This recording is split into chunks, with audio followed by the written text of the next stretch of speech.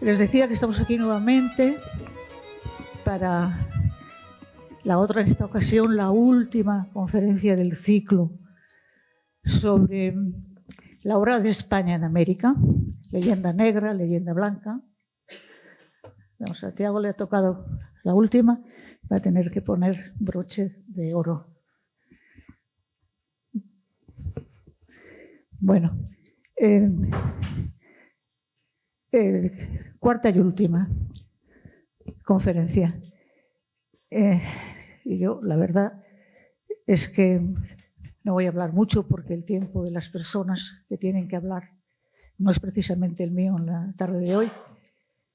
Así que les doy muchas gracias por venir aquí a todos los presentes.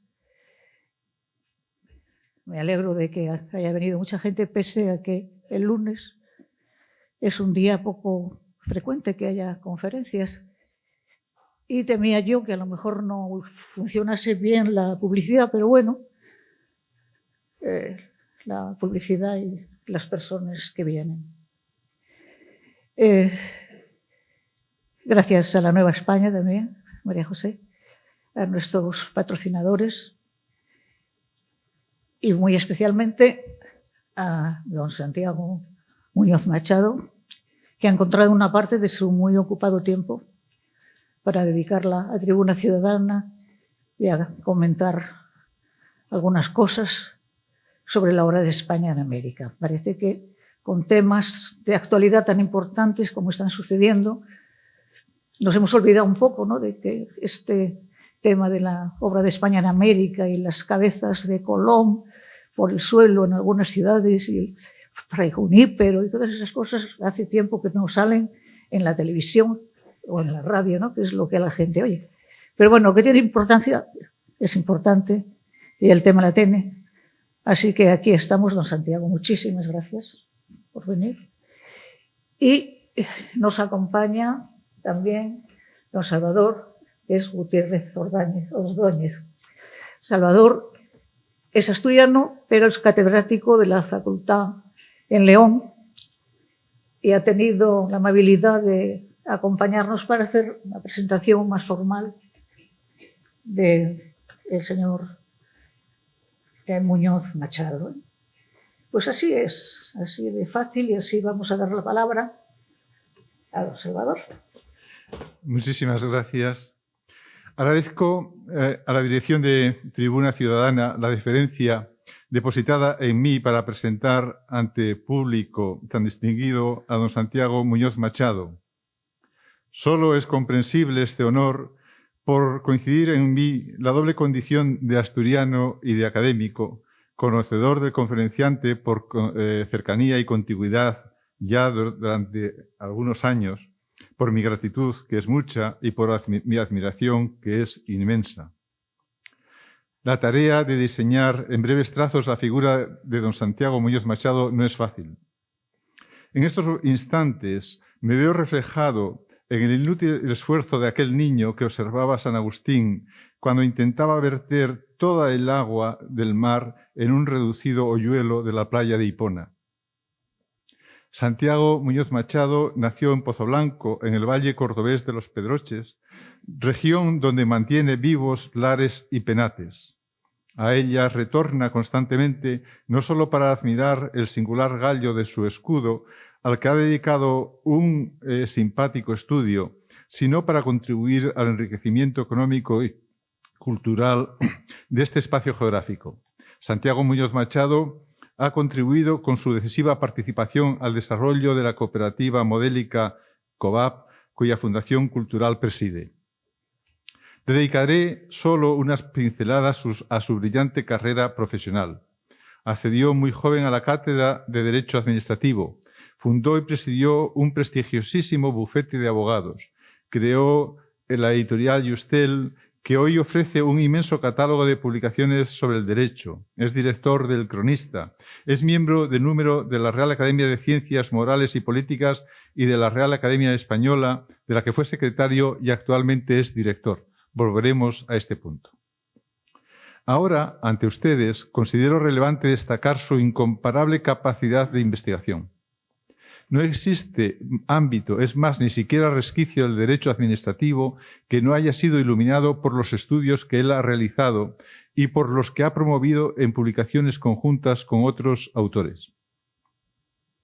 Sanidad pública, desde las situaciones históricas hasta la actual pandemia, derecho comunitario europeo, derecho municipal, comunidades autónomas, espacios audiovisuales, derechos de autor en Internet, derecho y regulación económica, fundaciones, libertad de expresión, tema sobre el que trató su discurso de ingreso en la Real Academia Española, sobre la pobreza e incluso un librito tan impensado como precioso sobre el derecho y los animales. Son importantísimos sus estudios sobre la vertebración del Estado, sobre nuestra Constitución, sobre las libertades. A pesar del esfuerzo que ha representado el trabajo en tantas líneas temáticas del derecho, nuestro conferenciante ha tenido tiempo para asomarse a cuestiones históricas y literarias con una profundidad y extensión que asombran. Permítanme destacar su monumental obra sobre Juan Ginés de Sepúlveda, que aparte de ser cronista del emperador, tuvo una importante repercusión en el humanismo español. Su extenso estudio Hablamos una misma lengua es fundamental para conocer el proceso político y legal y social de la implantación del español de América, que estará relacionado con el tema que hoy va a desarrollar.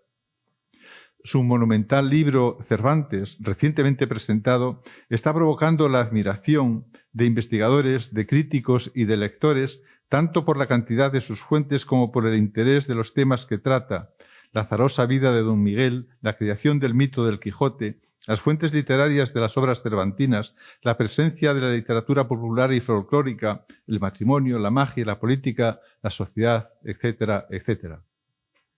Ante cada entrega de alguna de sus publicaciones, periódicas y constantes como los golpes de un martillo pilón, todos quedamos tan asombrados como se mostraba Clarín ante la obra de Menéndez Pelayo. El autor de La Regenta hacía cálculos sobre las horas de trabajo de don Marcelino. Consideraba que tenía que estar leyendo durante todas las horas de luz, incluidas las destinadas a la comida. Y aún así no le salían las cuentas. En sus cómputos llegaba a la conclusión de que tenía don Marcelino que leer y estudiar también mientras dormía, haciendo justamente lo contrario de lo que hace la multitud que duerme mientras lee. En consonancia con la magnitud de sus méritos, se halla el de sus reconocimientos, además de su adscripción a la Real Academia Española y a la Real Academia de Ciencias Morales y Políticas. Don Santiago Muñoz Machado es miembro de varias academias americanas. Es doctor honoris causa por las universidades de Salamanca, Valencia, Córdoba, Extremadura. Es Premio Nacional de Literatura en la modalidad de ensayo. Su vitrina se halla llena de medallas de distinción ciudadana o jurídica, entre las que destaca la Gran Cruz de la Orden de San Raimundo de Peñafort. He dejado para final sus decisivas aportaciones a una de las instituciones culturales más importantes del mundo hispánico, la Real Academia Española. Es un organismo que a todos nos pertenece, que vela por la unidad, la calidad, el conocimiento y la difusión de la lengua y de la literatura españolas. Cuando don Santiago Muñoz Machado asumió la dirección, la RAE se hallaba al borde del cierre a causa de las penurias económicas. A los pocos meses de su nombramiento ya había conseguido convencer a la Administración del esencial papel de este organismo y de la necesidad de retornar a los niveles de financiación reducidos brutalmente durante la crisis. Consiguió acuerdos económicos con empresas y otras instituciones, lo que permitió relanzar hermosos proyectos que se agostaban ante sequía tan devastadora y abordar nuevos e ilusionantes líneas de trabajo necesarias y útiles tanto para la Real Academia Española como para el resto de las academias de Asale. Necesarias y útiles también para la sociedad, por supuesto. Cuando nuestro conferenciante era secretario de la institución, ya impulsó proyectos de gran vuelo en colaboración con el Consejo General del Poder Judicial. Primero el Diccionario del Español Jurídico y el Libro de Estilo de la Justicia, y a continuación el Diccionario Panhispánico del Español Jurídico, proyecto en el que intervienen academias e instituciones de todos los países de lengua española. Ya director y restablecida la salud económica de la institución, don Santiago Muñoz Machado ha incardinado la Academia en un febril programa de proyectos que poco a poco cristalizarán en obras que serán el soporte de una nueva edad de oro y que situarán a nuestra institución a cientos de codos sobre otras academias más antiguas de otros espacios políticos. De este breve relato ustedes apenas podrán hacerse una remota idea de sus dificultades y del complejo sistema organizativo que representa. Se ha de tener en cuenta que la mayoría de ellos son proyectos panhispánicos, en los que intervienen no solo la RAE, sino también todas las academias de ASALE. Enumero algunos. La preparación de la 24ª edición, primera en formato digital, del Diccionario de la Lengua Española. Actualización teórica y técnica, también en formato digital, del Diccionario Panhispánico de Dudas. Actualización de la nueva gramática de la lengua española. Continuación del Diccionario Panhispánico del Español Jurídico. El Diccionario Histórico de la Lengua Española, el eterno proyecto de nuestra institución, ha recibido bajo su dirección un impulso cuantitativo y cualitativo que permitirá llegar en pocos años a unos niveles de redacción que hace poco se valoraba en 2 siglos de trabajo. El gran proyecto de la lengua e inteligencia artificial, Leia, es su gran sueño de futuro. Mediante él, la RAE, en colaboración con Telefónica y otras grandes tecnológicas, intenta conseguir que el español se convierta también en idioma de millones y millones de ingenios y máquinas digitales que pueblan nuestro mundo. Gracias a sus eficaces intervenciones con la Administración, la Escuela de Lexicografía Hispánica aumenta y renueva significativamente el número y el sistema de becas del máster que forma a los futuros colaboradores tan necesarios en las academias de ASALE. En esta brevísima relación quedan fuera de la cita, pero no de la consciencia y la consideración, muchísimos otros vectores de actividad gracias a los cuales la Real Academia Española surca mares de progreso. En todos estos derroteros dirige el gobernalle de la RAE y de ASALE con conocimiento, intuición y mano segura nuestro conferenciante. El mérito es enorme, pues como decía Gracián, citando a Diocleciano, no hay cosa más dificultosa que imperar bien. Muchas gracias.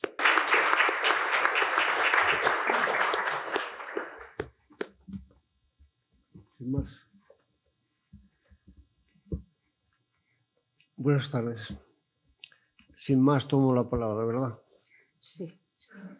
Muchas gracias, querido Salvador Gutiérrez, en primer lugar, por la hermosa presentación que acabas de hacer de mi persona.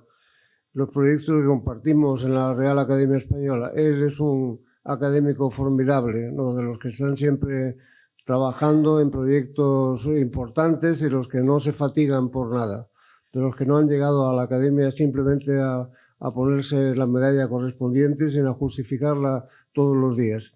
Es un admirable académico al que no me cumple hoy presentar, pero ojalá me dé la Tribuna Ciudadana oportunidad de hacer lo contrario algún día. Pues le volvemos a llamar. Muchas gracias a Tribuna Ciudadana por esta invitación en la que les voy a hablar de algo de la leyenda negra americana. La orientación que le ha dado la organización que me invita es, me pide que hable de los procedimientos de civilización que se llevaron en la América hispana, comparados, si me da tiempo, con los procedimientos de destrucción o de exterminio que se aplicaron por otras civilizaciones u otras colonizaciones. ¿Por qué España ha mantenido durante tanto tiempo la mala fama de crueldad en las operaciones y acciones que desarrolló en América en relación con los indios, en comparación con otras naciones que todavía en esto no han sido imputadas de gravedad y más bien parece, por el contrario, que son entidades que se comportaron de manera bien diferente y que aplicaron un método mucho más benévolo y eficaz con los amerindios, con las tribus amerindias? Voy a tratar de explicarles las razones de por qué España se portó en América como lo hizo.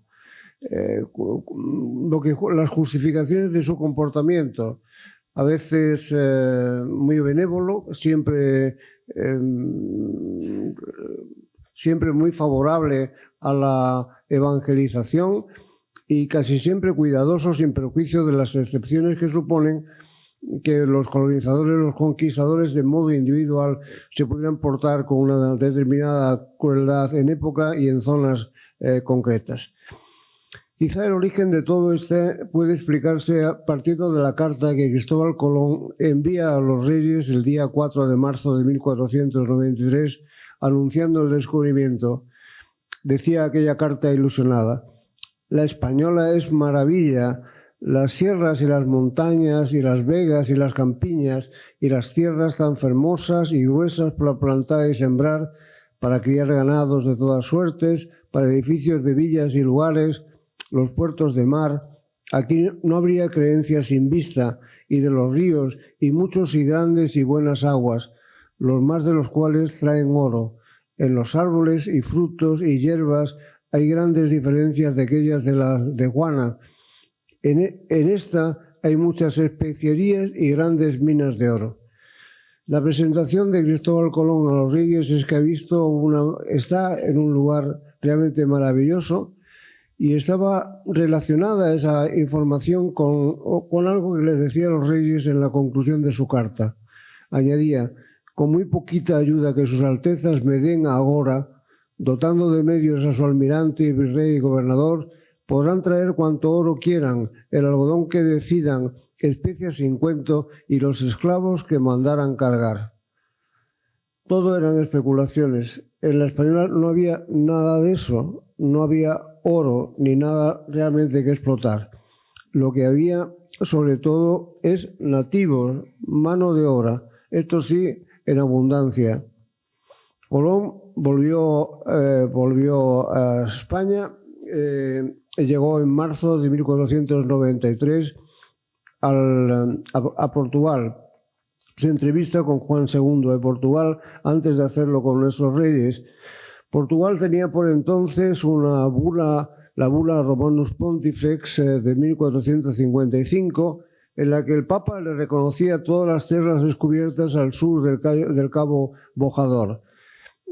Castilla había reconocido esa bula a partir del Tratado de Alcasovas, que es el tratado que pone fin a las guerras entre Castilla y Portugal, y reconocía de paso los derechos de la reina Isabel al trono de Castilla. Desde 1479-1480, el Tratado de Alcasovas. Juan II, en virtud de ese tratado, en virtud de esa bula pontificia, hace el cálculo de que realmente lo descubierto por Colón pertenece a Portugal y no a España, y lo reclama. Nuestros reyes reaccionan inmediatamente del siguiente modo: mandan corriendo al almirante de vuelta para que no se separe de las tierras que ha descubierto y tome posesión, algo muy importante en la época, porque la adquisición del territorio se consigue estableciendo marcas en los lugares apropiados. Negocia con los portugueses en segundo lugar, y en tercer lugar, y sobre todo, envía diplomáticos al Vaticano para conseguir un reconocimiento papal. El reconocimiento papal se concretó, como bien saben, en una serie de bulas, la más importante de todas, la Intercaetera de 3 de marzo de 1493. El Papa dona a los reyes católicos, a los reyes de Castilla y León, todo lo que hay al oeste de una línea trazada del polo ártico al antártico que pasa 100 leguas al oeste de las Islas Azores. Portugal, sus reyes, no se conforman con esta división y continúan las reivindicaciones que se zanjan finalmente en un tratado, el Tratado de Tordesillas de 1494, que es el tratado por el que todavía hoy decimos se divide el mundo. La línea de división estaría a 370 leguas al oeste de las islas de Cabo Verde. De ahí derivaron los derechos de España para la colonización de América. Colón toma posesión de las tierras descubiertas basándose en criterios fundamentalmente medievales. Es lo que había hecho cuando llegó. Esos criterios medievales son los derivados del descubrimiento y la conquista. Las tierras eran res nullius, decimos los juristas, tierras de nadie, cosas que no tienen dueño, y en consecuencia se las puede apropiar quien las descubra.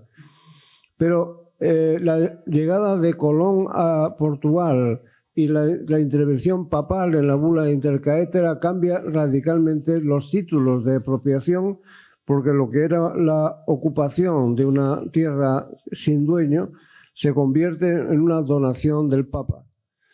La justificación de la ocupación es porque el Papa, Dominus Orbi, el señor del orbe, le ha otorgado le ha concedido a España, ha concedido a Castilla esas tierras. No es indiferente la situación, porque el Papa no hace una donación gratuita, sino que hace una donación para la evangelización de las tierras descubiertas. Y por tanto, a partir de ese momento, los reyes católicos, que no tenían ninguna obligación respecto a lo descubierto y sus gentes, pasan a tener una obligación jurídica importante que justifica la donación: evangelizar. En el segundo viaje ya el Colón va a América acompañado el 25 de septiembre de 1493 de un sacerdote de confianza del rey Fernando, que no se fía nada de que realmente el almirante, que está más interesado en las riquezas que en cualquier otra cosa, el almirante siga ese proceso de evangelización. La reina escribe una admirable carta diciendo cómo se debe comportar con los nativos cuando los vea, que es cuidarlos con el mejor trato posible, pero Colón sigue acompañado de las mismas personas de siempre cuando llega de nuevo a la Española. Se encuentra, como recordarán, el fuerte Navidad que se había construido allí destruido, las personas que lo ocupaban asesinadas y sobre todo todos los españoles que habían llegado a América enormemente frustrados por la imposibilidad de enriquecerse. No hay oro por ninguna parte, no hay ni siquiera algo con lo que comer. Las semillas que habían llevado de España no fructifican, no prosperan en América. Y lo que comen los indios realmente tampoco les gusta ni les satisface. Se dice entonces por parte de los cronistas que un español come más que 20 indios en un día, de la austeridad y la frugalidad en el comer que tenían aquellos hombres descubiertos. Y además, y sobre todo, las personas que acompañaban a Colón eran, por decirlo francamente y por derecho, personas que no trabajaban, o eran hidalgos más adelante, o eran hombres de pelea, es decir, soldados, hidalgos inexpertos en el trabajo, o conquistadores que lo que querían es enriquecerse lo antes posible.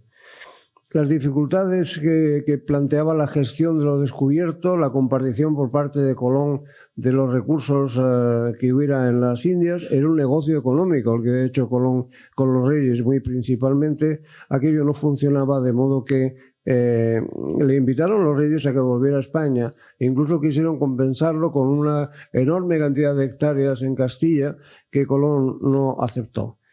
Volvió a España, le confirmaron sus títulos y a comienzos de 1498 zarpó para el tercer viaje. Llevaba 8 carabelas y arribó por primera vez a las costas de Sudamérica. Cuando llegó se encontró con una sublevación importante, donde llegó de nuevo a América, capitaneada por Francisco Roldán, que había sido su mayordomo, que estaba ofreciendo a sus leales libertad para explotar la tierra, servirse de los indios y enriquecerse sin trabajar. Colón, apretado por esta circunstancia, tuvo que ceder y aceptó que se produjeran entonces los primeros repartimientos de indios, repartimientos para trabajar, a cambio de nada en un primer momento, a partir de la llegada de un pesquisidor, Francisco de Bobadilla, que detuvo al almirante y a sus hermanos y lo mandó para España de nuevo. Esos repartimientos no solo no se eliminaron, sino que se mantuvieron y se confirmaron.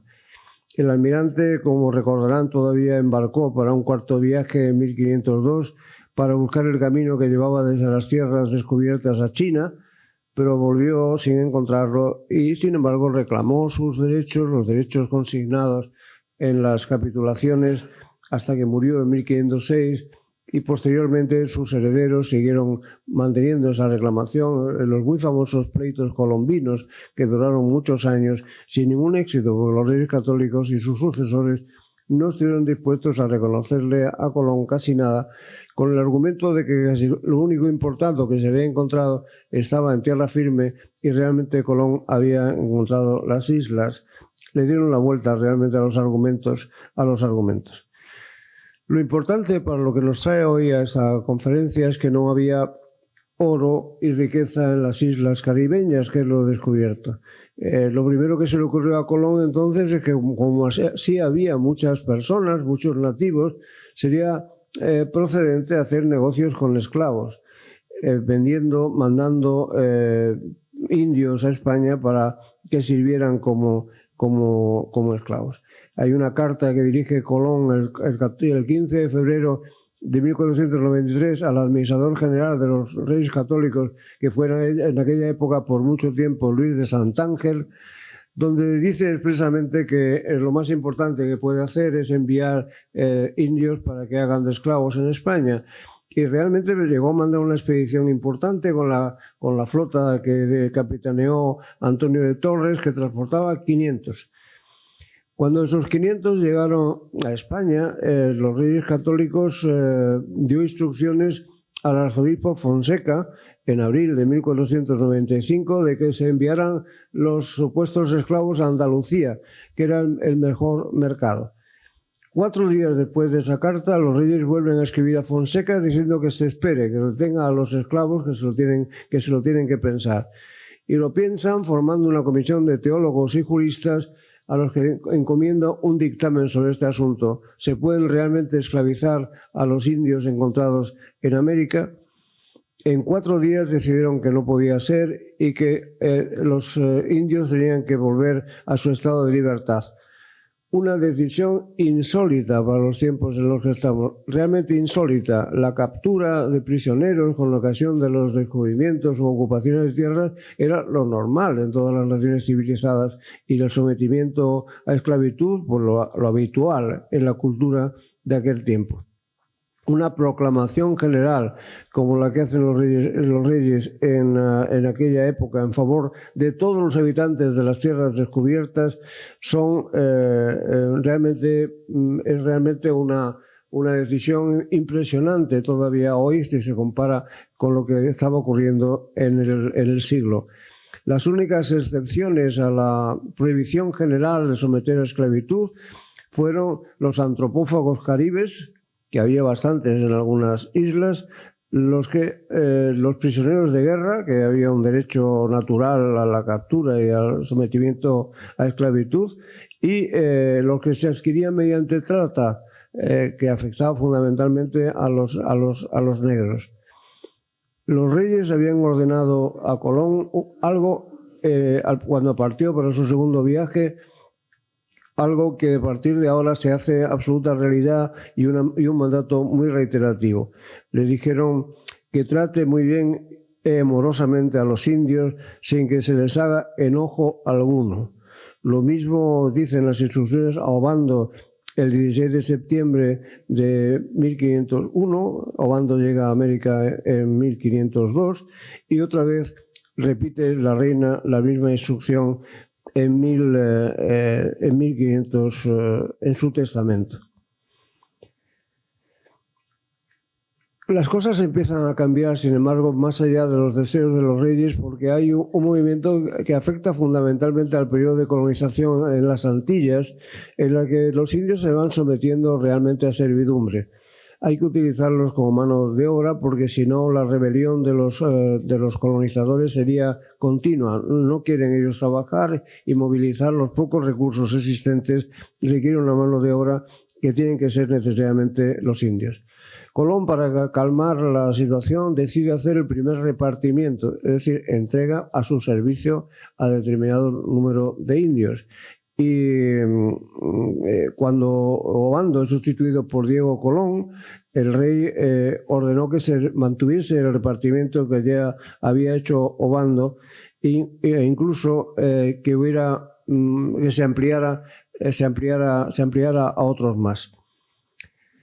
Esos repartimientos suponían el sometimiento a algo muy parecido a la esclavitud. Los españoles inventaron muy poco tiempo después algo que se llamó encomienda.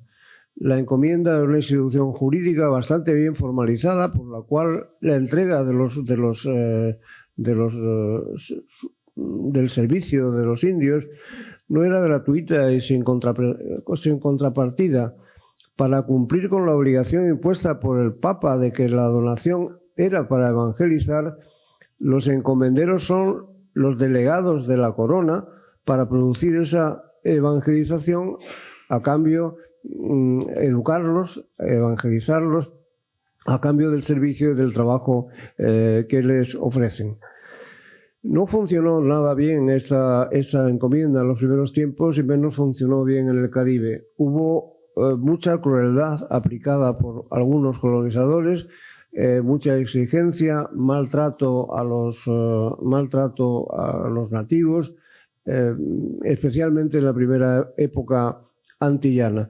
Los reyes se preocuparon de que no ocurría, pero algo que estaba sucediendo a 10.000 kilómetros de distancia, ese fue siempre un problema de nuestras Indias, era muy difícil corregir y supervisar.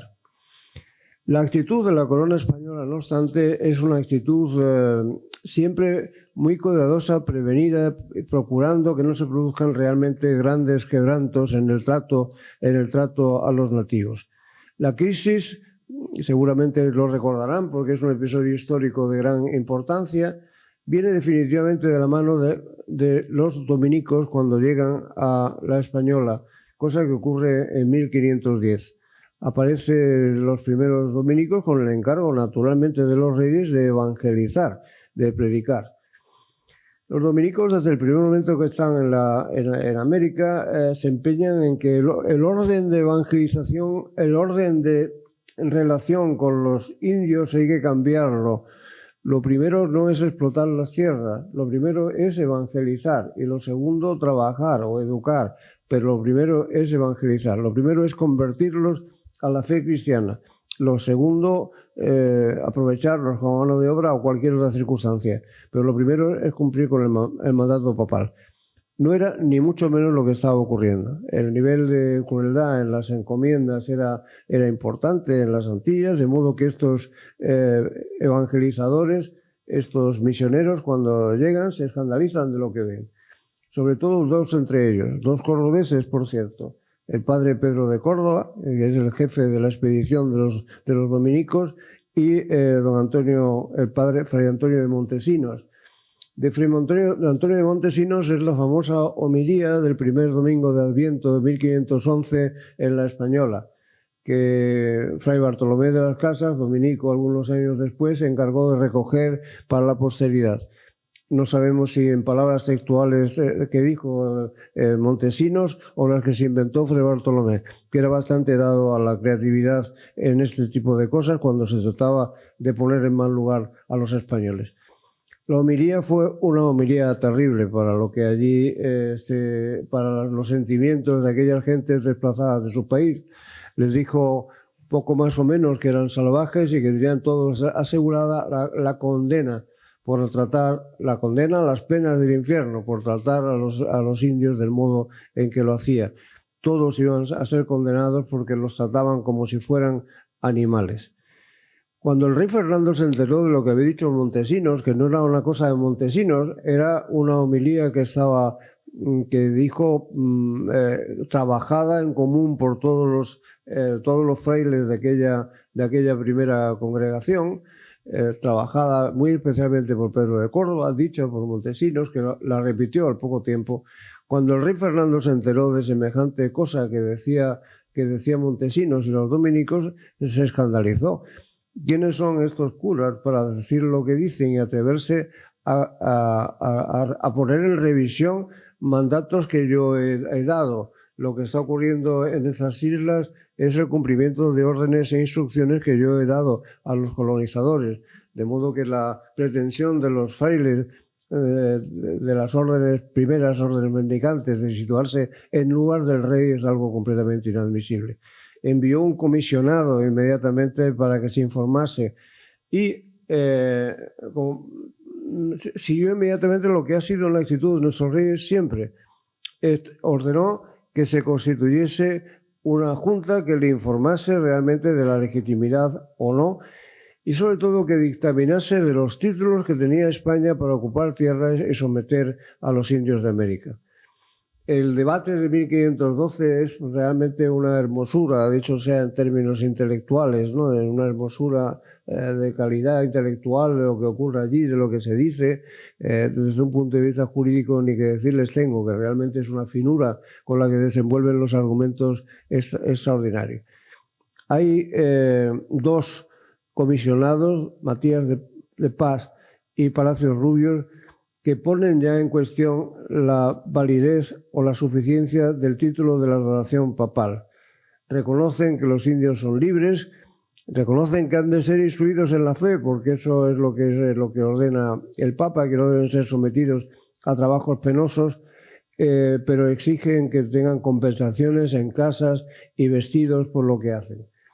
Este informe inspiró las leyes de Burgos de 1512, leyes importantísimas en las que el rey Fernando establece criterios sobre los cuales han de basarse siempre la relación con los indios. Es un texto realmente muy bello en el que el rey determina, había muerto la reina ya, como también les consta, el rey determina cuáles son las reglas de comportamiento, de relación con los indios, que van desde ponerles casa al lado de los españoles, alimentarlos, tenerles bien cuidados, y la instrucción en la fe que se produzca además del modo más benévolo y comprensivo. Esas leyes de Burgos dicen, por ejemplo, les leo una de ellas que me parece especialmente penetrante. Otro sí, dice la ley 24, ordenamos que persona ni personas algunas no sean osadas de dar palo ni azote, ni llamar perro ni otro nombre a ningún indio, sino el suyo propio que tuviere, y que si el indio mereciere ser castigado, la tal persona que a cargo los tuviere los lleve a los visitadores que los castiguen, so pena de que la persona en contra de los usodicho pasare pague 5 pesos de oro. Es decir, establece también un sistema de sanciones a la prohibición de no maltratar. No está alentada la prohibición del maltrato por la corona española. No hay nada en la legislación que justifique que a la España cruel y asesina en Indias, ni mucho menos. Lo que ocurre siempre es una preservación que no ha existido en ninguna otra parte, en ninguna otra colonización, en ningún lugar de las colonizaciones que han existido a lo largo de la historia. He dicho antes que las primeras ocupaciones de tierras, las entradas y ocupaciones de tierras se basaban en el concepto de res nullius. Las tierras son de nadie. El título era el descubrimiento. A partir de la bula pontificia, el título es la bula misma, la donación papal hecha justificada en que el Papa es el Dominus Orbi, Orbis, el dueño de todas las cosas del mundo, y por tanto con capacidad para atribuir tierras a los reyes cuando quisiera. Este es un título, naturalmente, que negaron todos los competidores de España en aquellos tiempos. Negaron que el rey fuera Dominus Orbis y que pudiera hacer una concesión de ese tipo. Pero las entradas tenían que tener alguna justificación para explicarle a los indios, los españoles, miren cuánta inocencia, que realmente no llegaban allí por capricho, sino para cumplir un encargo religioso de evangelización que les había hecho el Papa. Tenía que explicarle a los indios a qué venían y qué es lo que pensaban hacer. Para justificar hasta este extremo, insólito realmente desde la perspectiva también histórica, porque ya es demasiada bondad y demasiada inocencia, para justificar esto inventaron un título, la más de curioso, que llamaron el requerimiento. El requerimiento es un texto que redactó Palacios Rubios, Juan López de Vivero, Palacios Rubios, que tenía una inspiración bíblica. En el debate del que salió este documento, se ve que tuvo una justificación, una inspiración bíblica. Se basaron en lo que había hecho Josué a las puertas de Jericó. Josué no entró en Jericó sin avisar. hizo sonar las trompetas y dijo que voy, y una vez que no, que se resistieron después de haberlo advertido, entró a saco en la ciudad y derribó las murallas. Pues con ese mismo criterio montaron el requerimiento. El requerimiento advertía: cuando se llegaba a una tierra todavía no ocupada, el capitán que mandaba las tropas se hacía acompañar del capellán con una cruz y revestido de hábitos, al menos parcialmente revestido, y un alguacil o un notario leía el texto en el que se decía que venían en nombre de un rey que el rey creía en nombre de un dios superior a sus dioses, del que explicaban fundamentalmente, reproducía el requerimiento casi las palabras del credo textualmente, y les pedían, después de dicho todo esto, que aceptaran la nueva religión y abandonaran sus ídolos. Los indios se quedaban estupefactos. Hay una narración del requerimiento que se hizo ante la Atahualpa Inca por parte del cronista Guamán Puma de Ayala, que es una maravilla. La perplejidad del Inca ante lo que le estaban leyendo, como le decían que además había que seguir la doctrina que estaba en un libro, que llevaban los evangelios, que el cura llevaba en la mano. El Inca pidió ver el libro, a ver dónde se decía eso, lo que estaba diciendo Dios a través del libro, y se lo dieron. Y cuando el Inca tuvo el libro en sus manos, vio que allí no había ninguna persona hablando de nada y lo tiró.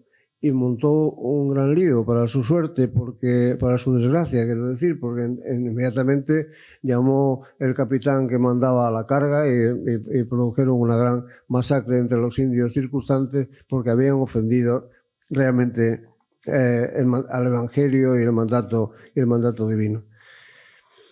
El cuidado por que la colonización se produjera de modo más ordenado posible tuvo otro episodio muy importante cuando llegó Carlos V al poder, porque estableció en Granada una nueva serie de mandatos muy importantes, en los que advertía, en los que se pronunció también por primera vez en contra de las encomiendas. Las encomiendas eran un subterfugio para transformar realmente la servidumbre en algo de importancia religiosa, en una evangelización, y eso no era verdad, era simplemente una manera de encubrir una servidumbre que no estaba dispuesto el rey a autorizar. Las tuvo tiesas, valga la expresión, el monarca con Cortés, porque Cortés, cuando llegó a México, hizo un reparto de indios porque sus acompañantes se lo exigían. No habían llegado a México para pasearse por allí y no obtener fruto, habían llegado para explotar aquellas tierras, y para explotar necesitaban mano de obra, y Cortés repartió indios. Pero le escribió al monarca en su tercera carta de relación lo que había hecho, y Carlos V le contestó que mal hecho y que deshiciera el reparto inmediatamente. Y Cortés contestó que no podía hacerlo en modo alguno, porque si lo hacía se le sublevaban sus soldados y no había manera de continuar la conquista. De modo que siempre existió esta preocupación, pero la dificultad de llevarla a cabo fue manifiesta durante todo el tiempo. ¿Qué ocurrió realmente en aquellos años de conquista? Es difícil saberlo. Las acusaciones que con el cabo de los tiempos se han producido dijeron que los españoles generaron unas masacres enormes en América y que habían desaparecido millones de indios.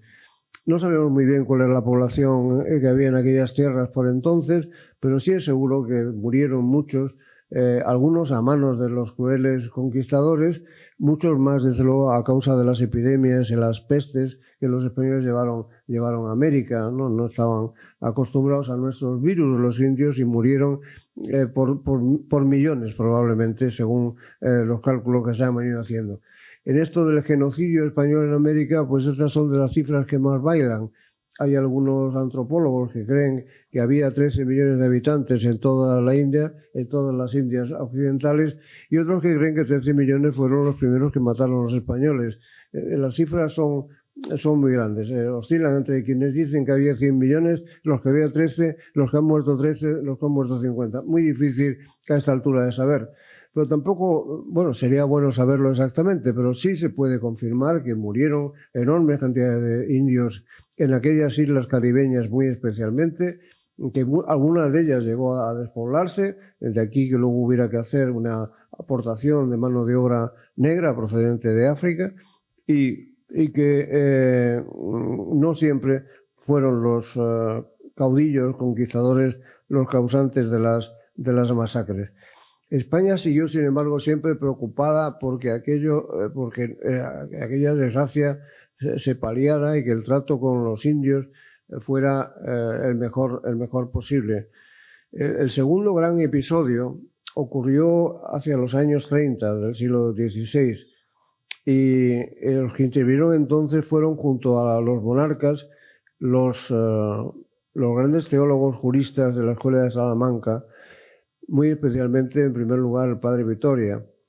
El padre Vitoria había dado en su universidad dos relecciones llamaban a esto, porque realmente llegaban a escribir los alumnos dos, la Relectio Prior de Indis Recenter Investis, que es de finales de 1538, y la Relectio Posterior de Indis sibi de Juri Belli Hispanorum in Bárbaros.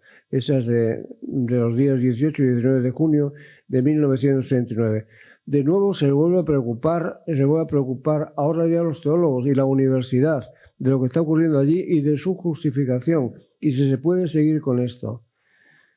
El emperador conoció lo que tramaban los grandes profesores de la Universidad de Salamanca y lo que estaban diciendo, y mandó un recado al prior del Colegio de San Esteban diciendo que había visto que algunos maestros de esa casa, son palabras suyas, estaban diciendo cosas inverosímiles realmente respecto de la actitud de los españoles y contrarias a los mandatos que él estaba formulando con respecto de las Indias occidentales. ¿Qué dijo aquel Vitoria que fue tan importante? Pues dijo algunas cosas verdaderamente asombrosas para ser un dominico y estar escribiendo en 1536.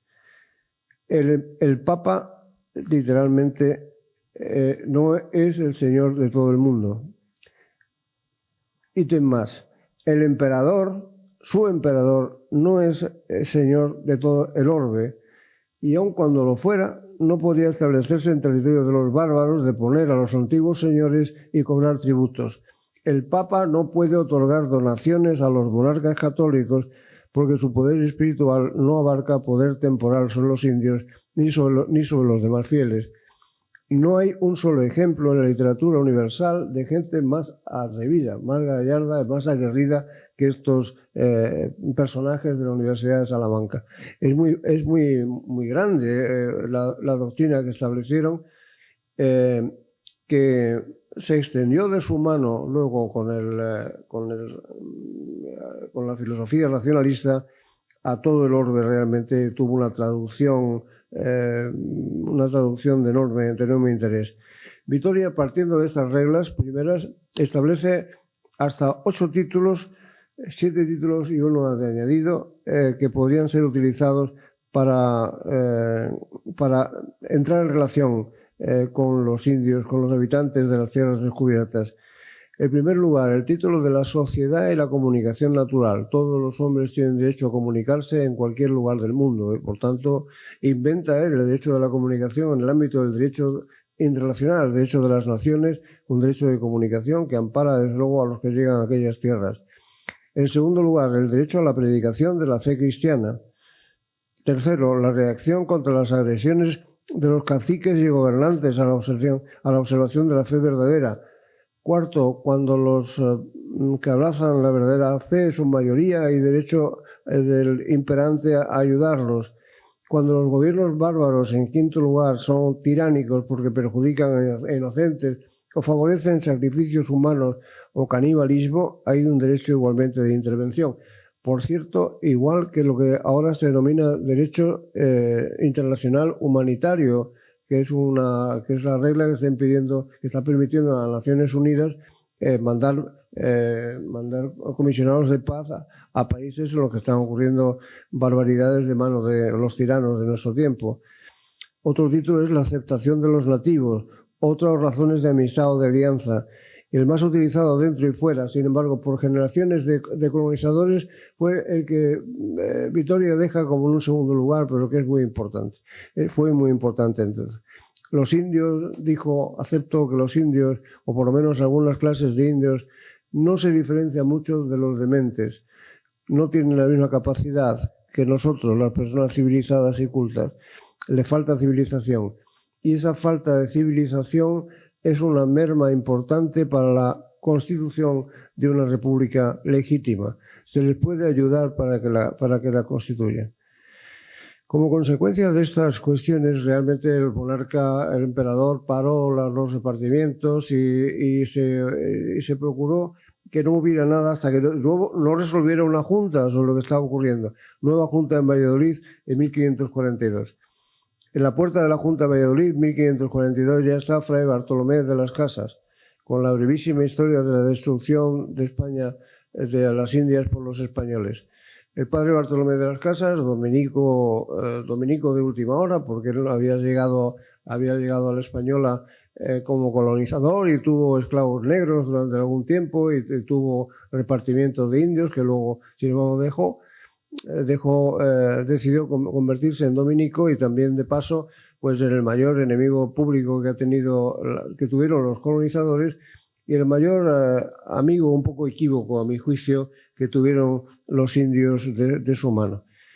Fray Bartolomé escribió el panfleto más importante de la historia del mundo, probablemente, la verdadera historia de la destrucción de las Indias por los españoles.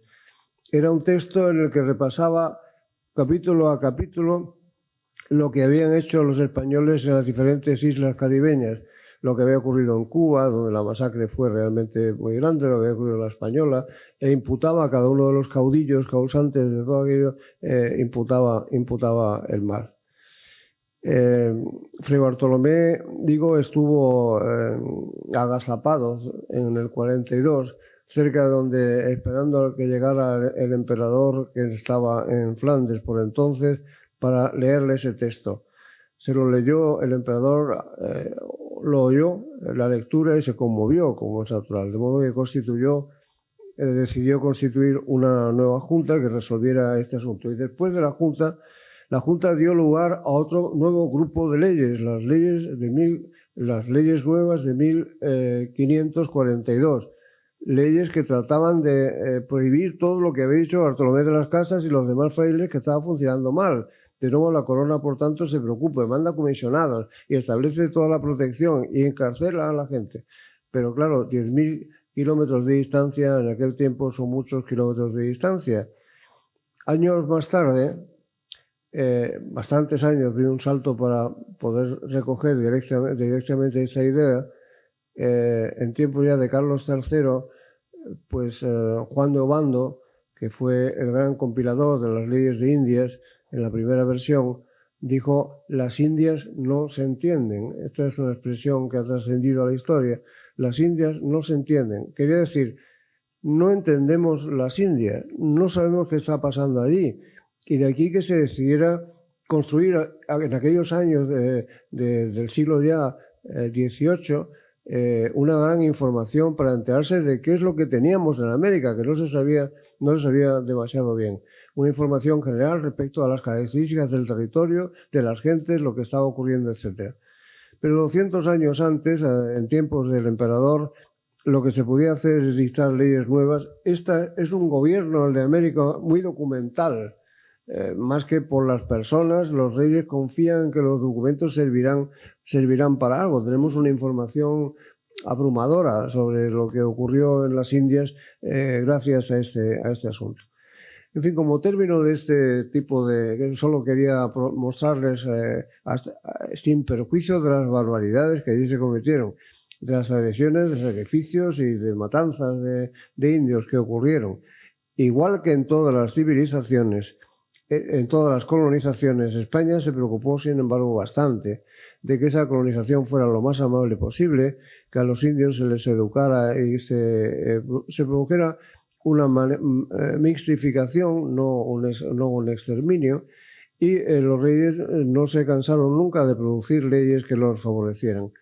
El último hito importante que revela realmente hasta dónde se llegó, pues fue la polémica en Valladolid, el debate en Valladolid en 1550 entre Fray Bartolomé de las Casas y el cronista del emperador, Juan Ginés de Sepúlveda, al que se ha referido hace un momento Salvador Gutiérrez.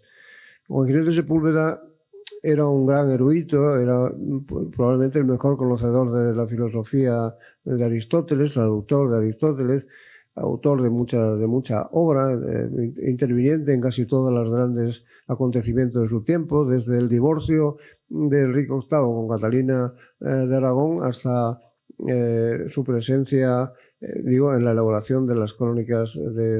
Fue el único cronista del emperador que terminó la crónica. Los demás, que tuvo varios el emperador, no concluyeron ninguno. Este terminó la crónica, claro que en latín. Todavía era de los que se resistían en aquel tiempo a dejar de utilizar el latín. Y eso ha determinado que la obra de este personaje pues no se haya conocido prácticamente nunca. Su libro central sobre la conquista americana, el que utiliza en esta diatriba de Valladolid de 1550, es el Demócrates Secundus. Demócrates Secundus fue una obra sobre la que llamó la atención, estaba en latín, llamó la atención don Marcelino Menéndez Pelayo en la Academia de la Historia, y la tradujeron a final del siglo XIX en la Academia de la Historia por primera vez. Toda esta obra pues no ha sido traducida. Ahora están ya a disposición las obras completas de Ginés de Sepúlveda en edición bilingüe, e incluso, como ha dicho Salvador Gutiérrez, una biografía extensa que yo hice del personaje. Bueno, pues las Casas y Sepúlveda pelean ante una junta constituida en Valladolid, formada por teólogos y juristas, acerca de qué es lo mejor, de si hay que retirarse de América, que era lo que pretendía Bartolomé de las Casas. Defendió las tesis que sostuvo en una obra suya llamada Remedios, en la que proponía que se retirase todo lo que se había hecho en América, llegasen los frailes evangelizaran y luego ya veríamos. Pero que aquello que había que llenarlo de frailes y retirar a los conquistadores como primera medida. Esas fueron sus posiciones.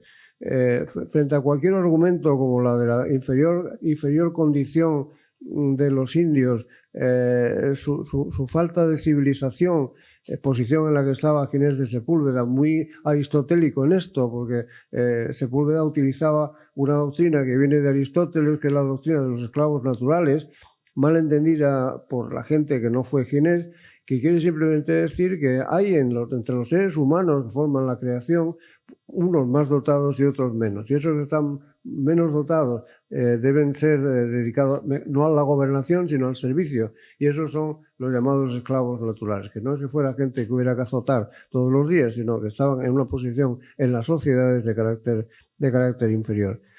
Bien, Sepúlveda era una persona muy embebida de la literatura de su época, la literatura del Renacimiento. Yo tengo por cierto que fue el primero que aplicó la doctrina maquiavélica en la versión razón de Estado cristiana, que se atribuye a otros grandes filósofos del siglo XVII, pero que fue yo creo el primero que la leyó, porque se han encontrado textos en la Biblioteca Vaticana que revelan que realmente él estuvo al tanto de todo esto. Bien, esa polémica se zanjó en tablas, nunca mejor dicho, porque Fray Melchor Cano estaba encomendado que diera un dictamen final que resumiera quién había ganado la pelea, y estaban todos 1550 en el Concilio de Trento en plena función, y no le dedicaron eso mayor tiempo. De modo que cuando acabó el concilio, 1564, tampoco hubo nadie que se preocupara y quedó como un debate sin consecuencias. La consecuencia fue que poco a poco que los conquistadores siguieron haciendo lo mismo que habían hecho siempre, es decir, cometiendo los errores y las salvajadas a las que estaban habituados, mientras que los reyes aprobaban leyes nuevas que procuraban que los efectos fueran lo menos perjudiciales posibles y que la civilización de los bárbaros fuera realmente lo que los españoles hicieran allí. Algo se perdió en aquel momento, desde luego, que fue la fama. España perdió a partir de entonces la buena fama de colonizador. A pesar de todos esos esfuerzos, lo que se generó, gracias a la obra, en primer lugar, de Bartolomé de las Casas, pero luego de otros que lo acompañaron, lo que ocurrió es que se generó la leyenda negra americana, basada sobre todo pues, en el salvajismo de nuestros colonizadores en América, que supuestamente serían los únicos colonizadores que han producido grandes masacres y gran perjuicio de las poblaciones de las tierras que ocupaban. Esto último es absolutamente incierto. Las colonizaciones europeas del 19 son todas unas masacres horribles y en fin, las españolas nadie cree que fueran peor, pero tuvieron un eco formidable. Brevísima relación de Fray Bartolomé de las Casas. En la historia del Nuevo Mundo de Girolamo Benzoni, un italiano que escribió horrores también en esto, grabados muy expresivos de los hermanos de Brie y personajes tan importantes como Michel de Montaigne, a quien se debe un ensayo que se titula Los coches, que dice de los españoles cosas tremendas. Vienen a sumarse ya en el siglo siguiente la expulsión de los jesuitas de América, 1766. Los jesuitas eran un contragobierno en América, tenían un poder inmenso y una riqueza descomunal, eran tan importantes como el rey allí. Y la expulsión llevó consigo el traslado de muchos de ellos a Italia. Desde Italia, muy fundamentalmente, escriben textos contra la colonización muy duros que contribuyen también a esa mala fama. Y en fin, ya en el siglo XIX pues aparecen personajes muy influyentes por América, como Alexis de Tocqueville, cuya Democracia en América, libro de enorme influencia política en todo el orbe, contiene algunas expresiones como esta. Los españoles, con la ayuda de monstruosidades sin ejemplo, cubriéndose de una vergüenza indeleble que vivirá tanto como su nombre, no han conseguido exterminar la raza india, ni siquiera impedirle compartir sus derechos. Los americanos de los Estados Unidos han alcanzado ese doble resultado. Los americanos de Estados Unidos han conseguido ese doble resultado con una maravillosa facilidad, tranquilamente, legalmente, filantrópicamente, sin derramar sangre ni violar a los ojos del mundo uno de los grandes principios de moral. No se podría destruir a los hombres respetando mejor las leyes de la humanidad. La comparación entre la civilización de los Estados Unidos del Norte y de las colonias americanas e inglesas y la comparación con las españolas. Me gustaría tener tiempo y que ustedes tuvieran paciencia para que yo les contara ahora qué es lo que pasó en América del Norte con los ingleses que allí llegaron. Los ingleses, lo haré muy brevemente ya, porque la comparación es realmente fácil de establecer. Algunos hitos de esa colonización. Los ingleses llegan realmente, esa colonización empieza el 23 de diciembre de 1606, es decir, un siglo y pico después de la española, después de la llegada de Colón y casi un siglo después de la conquista por parte de Cortés de México. Ocurrió la llegada a la costa, fue entonces, pero la ocupación de tierra ocurrió el 13 de mayo de 1607. Fue Christopher Newport, el afortunado navegante que llegó allí con sus galeras y enclavó una cruz con la inscripción Jacobus Rex, no por el rey Jacobo. La ciudad de ese emplazamiento se llamaría Jamestown. La complejidad de los debates que les he contado que se celebran en España no tienen el menor eco de ninguna clase en Inglaterra. No hay equivalencia entre la conquista y poblamiento inglés y la conquista y poblamiento español. varias son las razones que pueden justificarle. Primero, que en América del Norte hay, primero, las tierras no son tan amables como las tierras de Centroamérica del Sur y hay mucha menos cantidad de indios. Luego, no llevaban los colonos ingleses ninguna misión evangelizadora, ni exhibían ninguna donación papal que la justificara, ni tenían medios humanos evangelizadores para llevar a cabo una colonización evangelizadora de este tipo, porque ellos habían hecho una reforma religiosa de enorme profundidad y habían laminado todas las órdenes religiosas y las habían privado de sus medios. Pero sobre todo Inglaterra no tenía cultura de integración de ninguna clase. Lo que tenía es cultura de segregación y de separación. Mientras se encontraron con un ambiente en los indios más o menos favorable que les ayudaban, cosa que ocurrió al principio, el cacique de la zona de lo que sería Jamestown se llamaba Powhatan o Powhatan y los trató razonablemente bien. En cuanto hubo un enfrentamiento, liquidaron todos los indios que había alrededor. Y el siguiente cacique se llamó, Powhatan es el famoso padre de la India, ¿cómo era? Bueno, da igual. Pocahontas. Pues el siguiente fue Opechancanough. Opechancanough celebró un convenio por el que ya aceptaba como solución para no enfrentarse el traslado y la expulsión. A partir de entonces el método inglés consistió siempre en el exterminio, en la extinción y en la separación, en la constitución de lugares que eran las tierras de indios a donde los enviaban. No hay pensamiento inglés en materia de colonización. Sí, lo hubo, pero imitando el pensamiento español. No hay originalidad en ese pensamiento.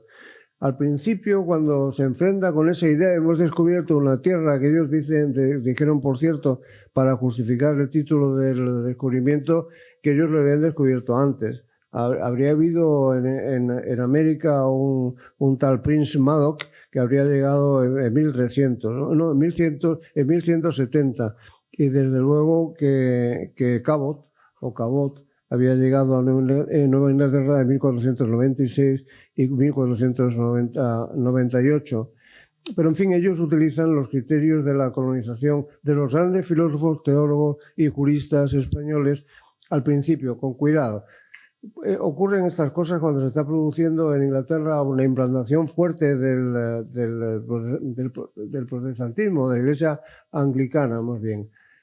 Durante el poco tiempo que gobernó María Tudor, hay muchos más escritores que se adecúan a la doctrina de Vitoria y que tratan de repetir esa circunstancia.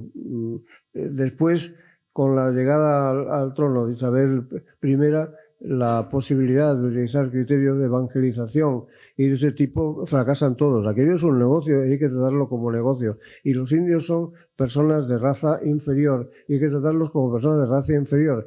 Y si puede ser, exterminarlos. Esto no es nuevo en la cultura de los ingleses. Los ingleses ya habían hecho esto con los irlandeses, a los que trataron durante el tiempo de la conquista de Irlanda como bestias salvajes. Los tiroteaban como en América hicieron luego con los búfalos y hacían cosas semejantes. En fin, no pueden presumir realmente de que hubieran hecho grandes cosas. Lo que faltaba es justificar su presencia en América y esto lo hicieron, sí, muy bien los filósofos a partir del siglo XVIII. Fundamentalmente John Locke. John Locke es un filósofo político muy influyente en toda Europa y en toda América, y en su segundo tratado de gobierno, que es de 1690, expresó la razón por la que se podía los ingleses apropiar de aquellas tierras. Es que, en efecto, las tierras son de nadie.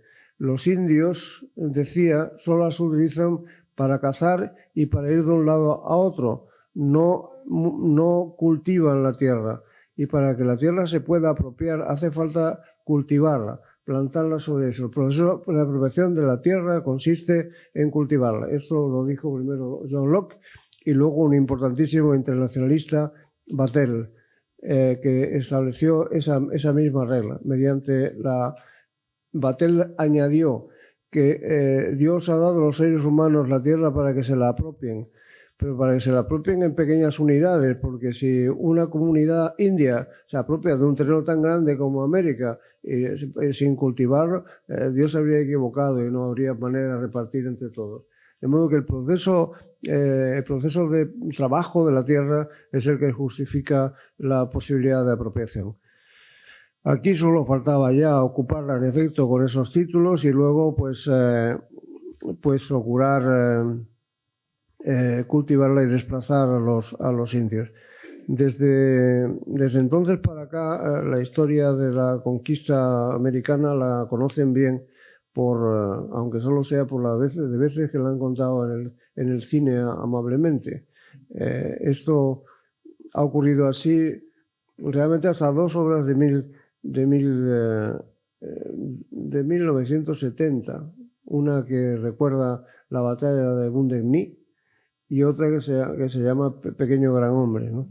Que es una historia de indios contada al revés, contada desde el punto de vista de los que la soportaron. A partir de entonces, la bibliografía norteamericana sobre la conquista ha variado sustancialmente y ahora las cosas que yo le he dicho por encima se pueden encontrar en la bibliografía americana con gran profundidad y detalle. Lo importante, en fin, y termino, es que los tribunales también ampararon esto rápidamente, porque cuando se encontraron los dirigentes con alguna sentencia que no les convenía, simplemente la inaplicaron. El presidente Andrew Jackson, que fue un anti-indio muy importante, le tocó la sentencia Worcester versus Georgia, que es una sentencia del Tribunal Supremo de 1832, en la que el Tribunal Supremo decía que los indios realmente constituían naciones, eran pueblos que tenían derecho a constituir sus propias naciones sobre territorios que habría que reconocerles. Jackson les dijo al señor presidente del tribunal, que seguía siendo por entonces John Marshall, un presidente que duró más de 30 años, que si se atrevía a aplicar la sentencia. Y no se atrevió. Y nadie se atrevió nunca. Y ocurrió por aquel tiempo que se produjo el gran desplazamiento de cientos de miles de cherokees, a los que se les obligó a decir lo que figura en la literatura con mucho detalle, el sendero de las lágrimas, sacados de sus tierras originarias y trasladados a las grandes reservas, donde siguen los que aún se conservan, sin ninguna mezcolanza con la raza anglosajona, que siempre se siguió considerando superior. Muchas gracias.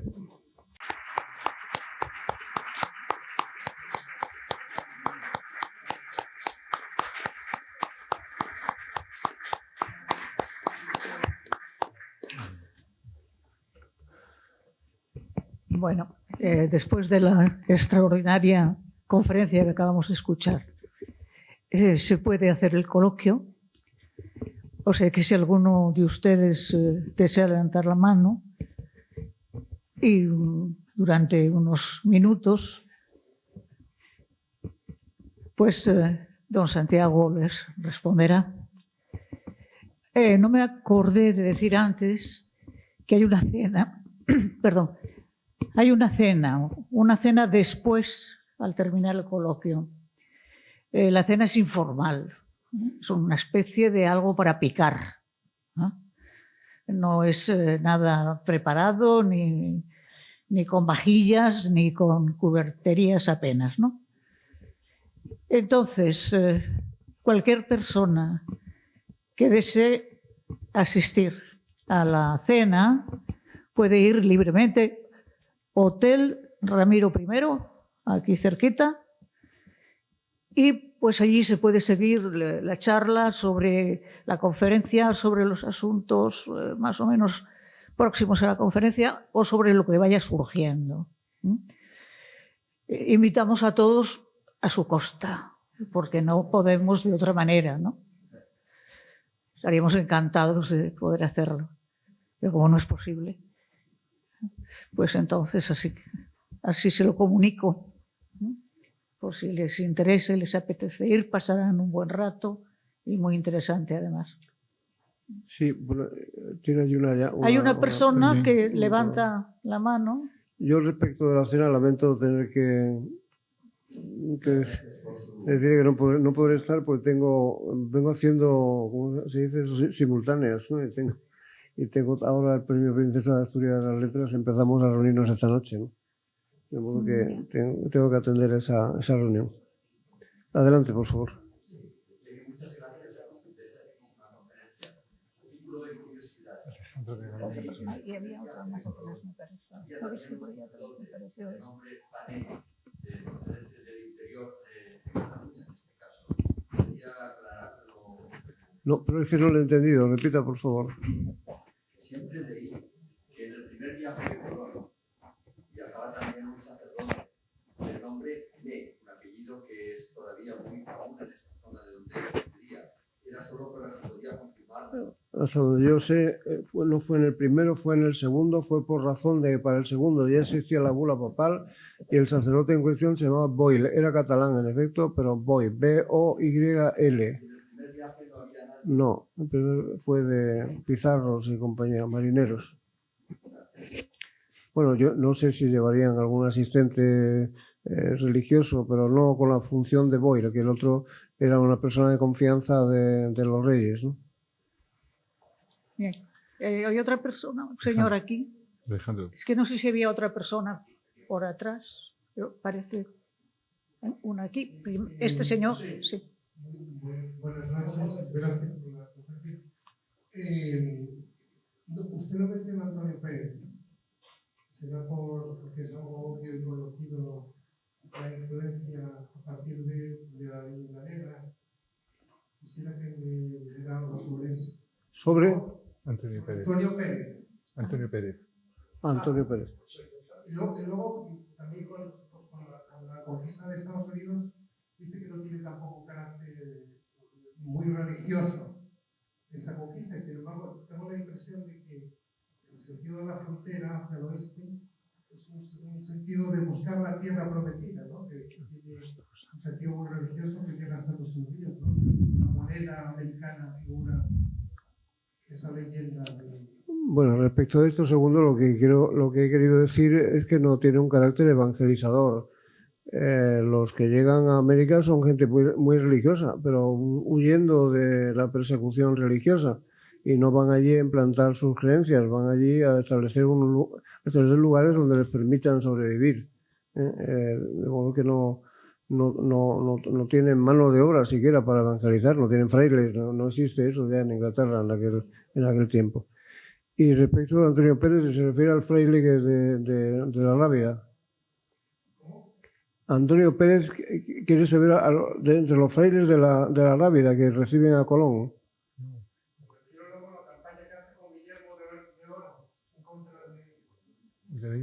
No lo entiendo. Eso es posterior. Antonio Pérez, Antonio Pérez es de Felipe II. Segundo, sí, sí. Ah. Sí, pero bueno, no sé qué conexión quiere establecer con Antonio Pérez. Antonio Pérez llevaba su propia vida y nada relevante para lo que yo he estado contando hoy, me parece, ¿eh? Posterior. Después. Sí, el libro de Marañón sobre Antonio Pérez, pero no sé qué quiere que le explique eso, Marañón y Antonio Pérez. Bueno, otra cosa. Sí, le agradezco mucho la distinción que hace entre el comportamiento de colonos, de algunos individuos o de muchos en América, y de las leyes y de las disposiciones que se hacían en España. Yo me encontré con varias sorpresas a lo largo de América, ¿no? Por ejemplo, en San Agustín de Florida, la primera escuela de toda América del Norte, los niños estaban integrados a principios del siglo XIX. Había alumnos españoles, indios y negros.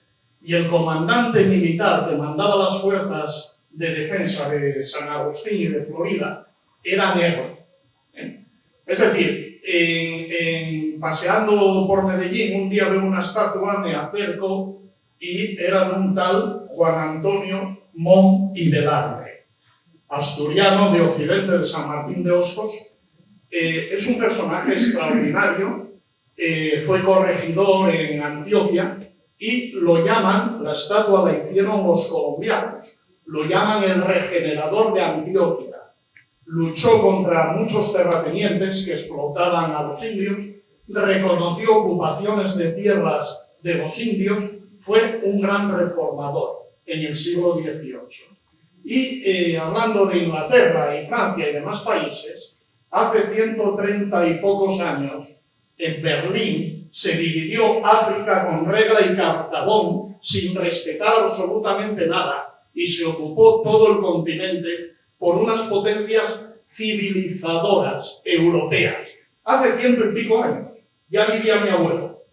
Quiero decir, entonces, ¿cómo considera usted que ha sido también esta rapiña que se ha hecho en África y que estamos todavía viendo las consecuencias hoy día? ¿No? Había otro, bueno, Vasco de Quiroga, un obispo que es venerado en México en el siglo XVI, creo que era obispo de Michoacán, y termino ya. ¿Qué hicieron las repúblicas independientes? México, la República Mexicana, a finales del XIX, imitando a los norteamericanos, exterminando a los indios yaqui en el norte de México, en Sonora, o en Argentina, a los Onas en el sur de Argentina, donde había, por cierto, un asturiano matando indios y le pagaban por ello, ¿no? Porque era un gran tirador. Es decir, hay tantas cosas de las que tenemos que avergonzarnos, pero no, desde luego, de las disposiciones que se hicieron desde España, esos 10.000 kilómetros y esa seguramente autonomía de muchos colonos para hacer lo que hicieron, es cierto. Así fue, no sé si eso nos exime de responsabilidad a los kilómetros, pero bueno, son las cosas de aquel tiempo, eso es lo que ocurrió, y desde luego lo que no tiene mayor fundamento es dejar solo a España como la gran potencia colonizadora cruel. Lo que ocurrió en África en el siglo XIX fue mucho peor, que se va a contar de las salvajadas del rey Leopoldo de Bélgica en el Congo, ¿no? Y a mí me parece bien que esos vayan pidiendo perdón, ¿no? Porque realmente España no se comportó así nunca. Y quizá, como acaba de recordar, este Vasco de Quiroga, a quien acaba de referir, pues era un personaje que luchó mucho realmente porque se acabaran las encomiendas y un fraile que fue muy importante en esa tarea evangelizadora. Y realmente cuando se aplica en América que hoy llamamos latina, el criterio de gobierno que aplicaron los ingleses desde el principio en la América del Norte es después de las independencias. Es entonces cuando los criollos empiezan a hacerse con el terreno, a ocupar tierras, a desplazar indios y a matarlos. Por cierto que también a enseñarles español. Porque la colonización española no se había propuesto imponer el español como lengua obligatoria hasta Carlos III prácticamente. Hasta entonces lo que habían hecho aquellos beneméritos frailes fue aprender ellos las lenguas locales y predicar con las lenguas locales fundamentalmente, o de hacer cosas que resultan asombrosas, enseñarle a los niños discursos completos, ¿no? Prédicas completas que repetían los niños de memoria, o en fin, todo muy prodigioso, pero no sobre la base de imponer la lengua, que solo parcialmente y en algunos lugares se hizo. Y sin embargo, una vez que se construyen las nuevas naciones necesitan una lengua propia, desplazan desde luego a las tribus indias y tienden a reducir mucho los idiomas locales, los idiomas amerindios que habían conservado nuestros frailes, que habían enseñado, se conservan todavía hoy. Una de las muchas cosas que debe América a la cultura española se conservan todavía hoy gracias a las gramáticas que hacen nuestros frailes, a los vocabularios que compilan, lenguas que no son lenguas escritas, pues pueden al final escribirse gracias a los nuestros, ¿no? No diré, claro, si ponemos otras aportaciones, qué decir de la creación de universidades y de escuelas y de la cultura en general, ¿no? Las maravillas que pueden encontrarse en América todavía en las principales ciudades, en palacios, en iglesias, etc.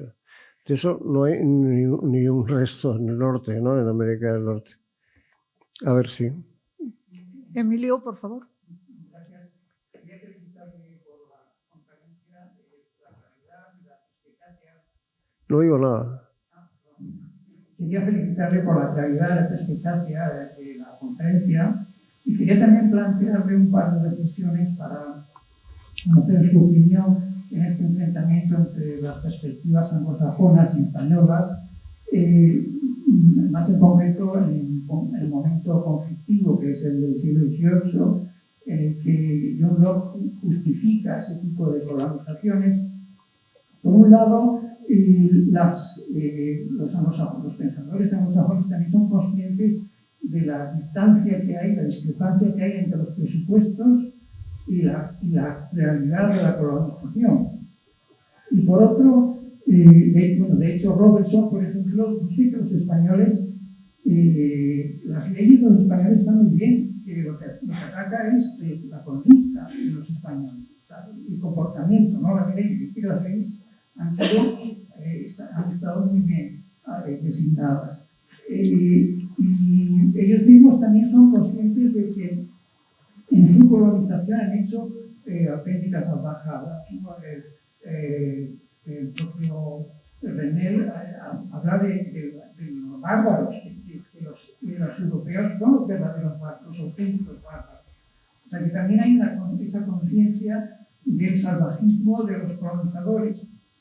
Y en segundo lugar, la justificación de John Locke va un poco también en la línea del cambio ideológico que se produce cuando consideran al imperio español como un imperio universal, esa visión del imperio universal, que fue un imperio de otra época, que se llama imperio de conquista, que está iniciado del imperio holandés o el inglés, que se llama imperios de preservación. El modelo serían los holandeses, que no han hecho la conquista, sino que han conseguido por el comercio el éxito, ¿no? El éxito como nación. De ahí que consideran los beneficios del comercio frente a la conquista que habían hecho por las armas los españoles. Por eso hablan del bon commerce, ¿no? de la suavidad del comercio frente a de lo que se consigue con el comercio frente a la violencia de la conquista. Sí, pero bueno, la realidad es que en ninguna parte dejó de ser la conquista violenta. Es verdad esa diferencia entre la ley y su aplicación, que en América fue muy notable, pero es que en otras colonizaciones no ha habido ley, ni ha habido mestizaje de ninguna clase, ni ha habido intento de entrecruzamiento entre la nación dominante y la dominada, ¿no? Todo eso, en eso, no es que hayamos sido ejemplares, es que somos el único ejemplo. Somos el único ejemplo. Mal hecho o regular hecho, pero el único ejemplo que se puede traer a colación de toda la historia. No, eso no lo han hecho los ingleses ni el resto de las naciones europeas nunca. Pero bueno, yo, sintiéndolo mucho, tengo que dejarles e irme a otro lugar. Muchas gracias de nuevo.